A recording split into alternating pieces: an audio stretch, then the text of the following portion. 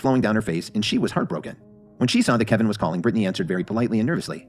"Mr. Williams, I'm sorry. I just don't know how this happened." The botch show had ruined her image, erasing all of her previous success, and the company suffered an enormous loss. So Brittany assumed that Kevin was calling to chew her out.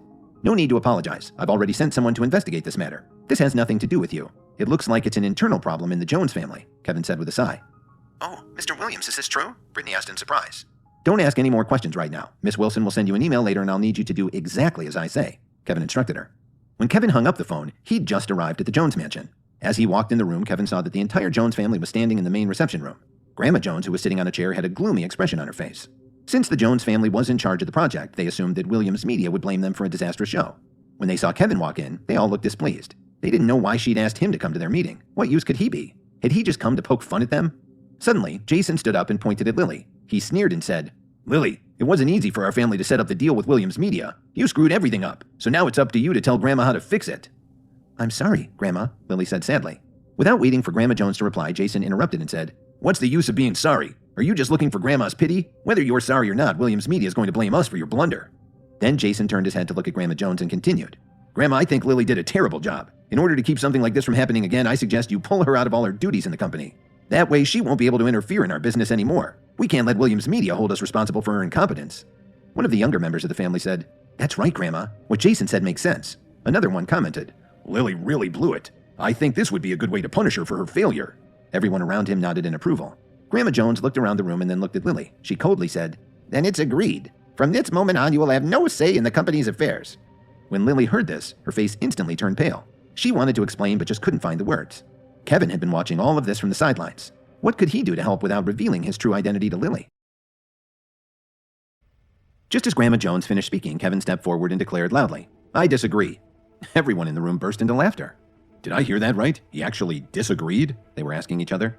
One of the older members of the Jones family said, "Just because you know the owner of the Whistler Hotel and the president of West Chicago International, don't let it go to your head." One of Lily's aunts agreed. "That's right. Since when do you have a voice in our private business?" They all looked at Kevin like he was a bonehead. "What did you just say?" Grandma Jones asked sternly. "I said I object," Kevin sneered and added. "As for the problems with Brittany's show, you should investigate what really happened before listening to Jason's nonsense and putting all of the blame on my wife." "So, do you believe we're being unfair to Lily?" Grandma Jones asked. "After you look into it, you'll find out what a huge mistake you've made," Kevin replied calmly. Just as Grandma Jones was about to say something, Jason interrupted. "Kevin, you really have some nerve. Take a look around. None of us want to hear what you have to say," Jason said disdainfully. "I just want Grandma to investigate this matter further. Why would that bother you?" Kevin looked Jason in the eyes and asked him, "Does this have something to do with you?" A strange look flashed across Jason's eyes and he sneered. "What right do you have to question my involvement?" "Then how can you be so sure that this must be my wife's responsibility?" Kevin noticed something in Jason's reaction and he asked him seriously, "Could it be that this whole mess really is your fault?" Jason looked at Kevin awkwardly. Just as he was about to attack Kevin physically, he remembered what had happened at Grandma Jones's birthday party and he lost his nerve. Kevin took advantage of Jason's hesitation and said, "I don't care who caused all the trouble behind the scenes at Brittany's show. All I know is my wife is innocent." Kevin's intent was obvious and they all knew what he meant. However, nobody was willing to agree without some solid evidence. "I think you're deliberately looking to start trouble. Don't talk nonsense," Jason shot back as he clenched his fists. "Remember, you're not a true member of the Jones family and you have no say here." "I didn't say you did it, Jason. Why are you getting so worked up?" Kevin replied as he looked deep into his eyes. Suddenly, Grandma Jones slapped the table hard. She had been very unhappy to see Kevin show up for the meeting, but because of his close ties to Cook and President Wright, she didn't say anything. But he was causing a lot of trouble for her favorite grandson in front of the entire family. She couldn't take any more of it. "Kevin, if you plan to say another word about this, you can get the hell out of here right now," Grandma Jones said callously. Seeing Grandma getting so angry, most of the Joneses were curious to see how this would play out. Lily, who looked very worried, walked over to Kevin and tugged on his sleeve. "Grandma's getting upset. Please stop, Kevin. This isn't getting us anywhere." Dorothy walked up to them and said, "Kevin, you're only causing trouble. What gives you the right to open your big mouth here?" First, Kevin looked at Dorothy, who was obviously irate. Then he looked at the rest of the Jones family surrounding him. Finally, his gaze stopped on Lily. Taking a deep breath, Kevin patted Lily's shoulder and calmly stepped aside. "Okay, everyone, get back to work," Grandma Jones ordered. Then she said, "Jason, go and discuss this with Williams Media. Try to minimize the impact on our company." "Okay, Grandma," Jason replied as he gave Lily a scornful look. Just as the Joneses were about to leave, they heard a charming voice from the mansion's foyer. "May I ask if Grandma Jones is here?" Everyone looked over and saw a beautiful woman slowly walking into the room. Grandma Jones recognized Brittany at a glance and her face fell. She subconsciously believed that Brittany was there to accuse them. but she forced a smile and asked, "Why, Brittany, what brings you here today? You should have let us know you were coming, so we could have prepared a proper welcome for you." "Why, thank you, Grandma Jones," Brittany replied with a polite nod. "Please have a seat," Grandma Jones offered with a smile. "I'm sorry, but I prefer to remain standing," Brittany said graciously. She had already seen Kevin standing in the crowd and felt a little uneasy about the situation. Grandma Jones spoke to her in a serene voice. "Miss Davis, please don't be angry. The problems at the show were all our fault and it will cost us dearly. Rest assured that I've already taught Lily a lesson. She's been pulled from all our company projects." When Brittany heard this, she turned to look at Lily.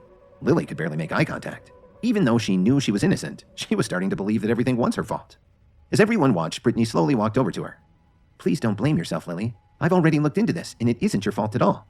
Everyone was stunned to hear this. Some of them immediately remembered what Kevin had said. They couldn't help but look over at Jason. "Brittany, are you sure?" Lily asked in disbelief. "Yes, Lily, it's the truth," Brittany reassured her. Grandma Jones was also a little stunned and asked her, "Miss Davis, can you be more specific about what happened?" Brittany slowly turned around and looked directly at Jason, who was standing off to the side. When Jason met Brittany's gaze, he got a strange feeling in the pit of his stomach. He wondered, could she have found out that I'm responsible for all of this? Just as Jason was trying to figure out what to do, Brittany turned and shouted towards the door. "You guys can come in now. Tell Grandma Jones everything that happened. We have to clear Lily's name." They all saw the 4 Williams Media sound engineers walk in slowly, looking incredibly guilty. Jason was frantic, but he forced himself to look calm. "Why haven't you told Grandma Jones about any of this?" Brittany snapped. One of the Williams employees pointed right at Jason and shouted, "It's him! It was Jason Jones who ordered us to do it." The second one added, "That's right! He gave us $75,000 each to sabotage Brittany's microphone." The third employee finally spoke up and said, "Mr. Jones also said that he would give us each another $75,000 after it was done." The last one was too afraid to speak, but instead just stared at Jason and nodded in agreement. The entire Jones family was now glaring at Jason. Because Brittany was there, he tried not to curse. "Stop slandering me, you bastards! I've never seen any of you guys before," Jason screamed hysterically. "Don't you know who I am? Do you know what the consequences will be for trying to frame me like this?" Grandma Jones turned to look at Brittany and asked her gently, "Are you sure what they've said is true? This is a very serious matter and I can't let my grandson be wrongly accused." Kevin shook his head in disbelief. He really didn't understand what Grandma Jones was thinking. How come she refused to believe Brittany and these 4 men? "We're telling the truth," the fourth employee blurted out. "I still have a record of the bank transfer. I haven't moved a single cent of the money he gave me." As he spoke, one of his partners took out his phone and shouted, "I've got proof too." "Don't try to put all the blame on us," said another one as he also pulled out his phone. They knew what kind of man Jason was. However, they decided they'd rather face Jason's wrath than have to explain themselves to Mitchell Cook. Jason was furious. He stared at them as they stood there holding out their phones. "Jason, are you really responsible for all this?" Grandma Jones looked very upset. Jason didn't know what to say to her. Suddenly, Kevin nudged Lily's shoulder and asked her mischievously, "How are you doing? You feel any better now?" "Shut up," Lily scowled, but she was definitely relieved. After a while, Grandma Jones took a deep breath and looked at Brittany awkwardly. "You'll have to forgive Jason. He's young and foolish. If you want to blame someone, blame me for not teaching him better." Even though the evidence was right in front of her eyes, Grandma Jones was still defending Jason out of love for her grandson. "I understand, Grandma Jones. It's all right," she replied. "I just came here to make sure that Lily wouldn't be wrongly accused." But Brittany still had a sad look in her eyes. Grandma Jones seemed to understand what she meant. Then she turned to look at her favorite grandson. "I'm disappointed in you, Jason. I've obviously been too easy on you. How could you do such a terrible thing? As of right now, I forbid you to be involved in our family business, and I also forbid you to leave the property for 1 year. If you do, there will be serious consequences." On the outside, Jason was incredibly arrogant, but he could never argue with Grandma. He bit his tongue and answered, "Yes, Grandma." Grandma Jones turned to look at Brittany again. "Are you satisfied now?" Brittany took a moment to answer. After she saw Kevin lightly nod his head, she said, "It looks like you have the situation under control." But then she got a serious look on her face and added, "That's all in the past now, but I do have a request." "Please tell me what you have on your mind," Grandma Jones said without thinking. As far as Grandma was concerned, as long as Brittany didn't pursue this matter any further, the family wouldn't suffer, and neither would Jason. Brittany's eyes swept across the room and she looked at them one by one before she slowly said, "In order to prevent this kind of thing from happening again, Lily will be my contact for any further projects. I don't want to work with anyone else." "What do you mean by this?" Grandma Jones asked in confusion. "Because Lily is the only one that I trust." Brittany didn't even look at Grandma Jones. "Do you agree?" "You have my word," Grandma replied. Even if she didn't like the idea, all she could do at this point was smile and agree. Everybody in the room was jealous of Lily, and even though Brittany's image had taken a hit, she still had the full support of Williams Media and was sure to make a comeback. As long as they were behind her, they would definitely make Brittany famous again, and Lily would have lots of opportunities to earn money on future projects. Just when everyone thought that Brittany had finished, she walked up to Kevin and asked him, "Mr. Williams, what do you think of my solution?" "Very good," Kevin said awkwardly. He didn't expect Brittany to do this. His response made Brittany smile. Then she announced to everyone, "As long as Mr. Williams is satisfied, I guess I can head home." She turned around and slowly walked out of the Jones mansion to her car. Everybody started to whisper to each other. "What did I just see?" Did Brittany actually ask Kevin for his approval? Grandma Jones almost fell off of her chair. She looked at Kevin in disbelief. That's funny. Maybe you should get someone to look into this further, Kevin said mockingly. Lily pulled on Kevin's arms and pleaded with him. Please stop. She didn't want to risk upsetting her family further, especially Grandma Jones. But Kevin had other things on his mind. After bringing in the sound engineers who had sabotaged her premiere, Brittany made Grandma Jones promise that only Lily would work with her from now on. And Grandma gave Jason what she thought was a suitable punishment: house arrest. Before he left, Kevin told the Jones family, maybe you should get someone to look into this further. The sarcasm in his voice wasn't lost on them, and it showed on their faces. With Grandma Jones giving him a very dirty look, Kevin slowly walked out of the mansion. Lily trotted out of the front door right behind him and said, Kevin, wait a second. What's the matter, my love? Kevin asked with a smile. Lily blushed a little when Kevin called her that. She gathered herself and asked, Kevin, tell me honestly, did you already know the truth before you came here? And how do you know Brittany? Why did she call you Mr. Williams? After hearing Lily's last question, Kevin raised an eyebrow. With a mischievous smile, he replied, Don't tell me you're jealous. No, I'm not. Please tell me the truth. Lily didn't know why, but she couldn't look directly into Kevin's eyes. Kevin smiled, shook his head, and said gently, That's enough. I won't tease you anymore. To tell you the truth, Brittany and I went to school together. If you were classmates, then why did she call you Mr. Williams? And why did she come over and ask if you were okay with her decision? Lily searched Kevin's eyes, hoping to see the truth. I have no idea. Maybe it's because I'm so charming, Kevin answered with a shrug. However, before Lily could press the issue any further, Kevin's phone suddenly rang. Without looking at the caller ID, Kevin said right away, It must be my boss looking for me. I have to head to work. Take care of yourself. Kevin didn't give Lily a chance to ask any more questions. He just turned around and left. Kevin walked pretty far from the Jones mansion before he took out his phone again. He saw that it was Phoebe calling. Slightly confused, Kevin dialed her number. Hello, Miss Anderson. Sorry about the delay getting back to you. Is there anything I can help with? Kevin, I really need your help. Do you have the time? Phoebe sounded anxious. I think I can pull myself away from work. Where are you? Kevin asked straightforwardly. I'm at the store. I'll be waiting for you at the door when you get here, Phoebe replied. She wanted to make sure Kevin got a better welcome than last time. After hanging up, Kevin waved down a taxi and got to Anderson Antiques in half an hour. As he paid the fare, he felt something in the pit of his stomach. What was it? He wondered. As soon as Phoebe saw Kevin, she immediately grabbed him by the arm and ushered him through the front door. As they walked toward the middle of the room, they could hear at least 10 of the local antique shop owners arguing loudly. This is definitely fake. Then another one said, I'd bet everything I own. This painting is definitely authentic. Then a third one responded, You don't know what you're talking about. Just look at the frame. There's no way this is genuine. Kevin squeezed through the crowd and saw a man watching all of this with a distraught look on his face. It was Phoebe's father, Truman Anderson. He was examining a landscape painting very attentively. Uncle Truman, you've been looking at that painting for so long now. What's your opinion? When Kevin heard the pleasant voice, he looked around and saw a familiar face, Matilda Jones. Kevin, what are you doing here? Matilda asked curiously. Before Kevin could say anything, Phoebe turned to Truman and asked, Dad, what do you think? Do you want me to ask another appraiser to take a look? Truman knew more about art history than almost anyone in Chicago. If even he couldn't identify it, how could anyone else do better? Just then, the man who was trying to sell them the painting asked nervously, Mr. Anderson, can't you see that this is an authentic landscape? We need a decision right away. Please, don't be impatient, Truman replied. This certainly looks like a 17th century Dutch landscape. However, I'm not familiar with the artist, so it's difficult to come to a conclusion. The material looks authentic, and I can even see the proper copper and iron pigments, he continued, and then paused. My instincts tells me that this is from the Dutch Golden Age, but I don't recognize the artist. I just can't say it with certainty. Something's not right.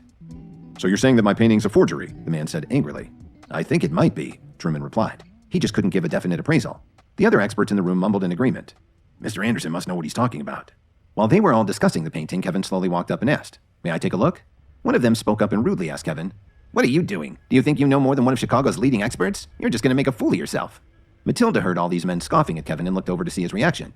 She didn't know him well, but what she did know was that at Grandma Jones's birthday party, he had been able to appraise an 18th century brooch at a glance. He had definitely made an impression on her. But this was different. Even Mr. Anderson thought that the painting was probably a fake. If Kevin made a fool of himself, she might open herself up to ridicule too, especially by her family. Truman looked at Kevin in surprise and then asked, Aren't you Dorothy Jones's son-in-law? Phoebe interrupted awkwardly. Dad, this is the antique appraiser that I brought in as a consultant. When the onlookers heard this, they all started laughing. Miss Anderson actually hired this moron as a consultant? One of them jeered. Truman looked at his daughter and let out a slow sigh. He'd never seen Kevin before, but he'd heard a lot of rumors about him. It was the usual gossip that Jason had been spreading around amongst the members of the Jones family. According to them, Kevin was useless, and they all hoped that he and Lily would get a divorce as soon as possible. But he trusted his daughter. After all, she had been doing a fantastic job with the store. If she had thought that he had something to contribute, Truman was willing to listen. Please be careful. If it turns out to be a forgery, we don't want to owe this man anything for damages, Truman said. Don't worry, sir, Kevin replied as he started to study the painting. The atmosphere in the room changed. Everyone watched patiently to see if Kevin would make a fool of himself.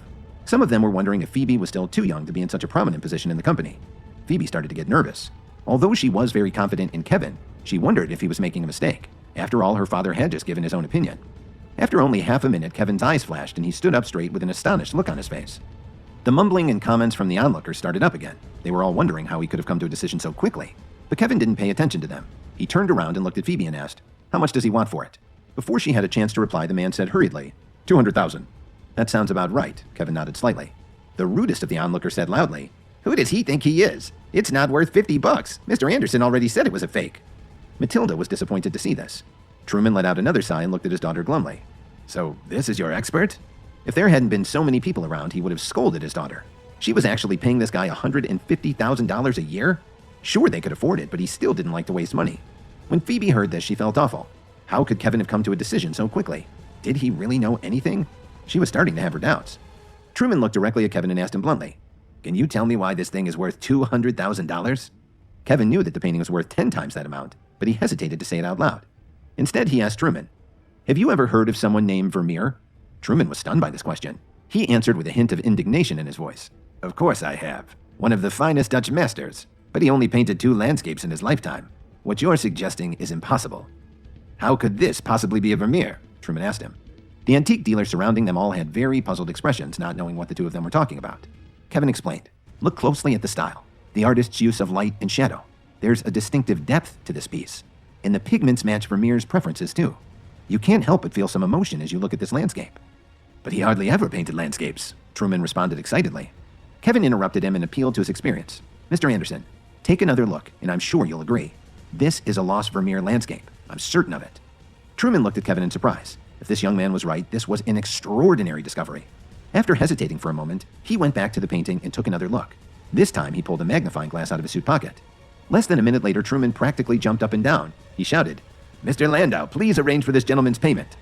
The antique dealers who had been watching this spectacle with great interest couldn't believe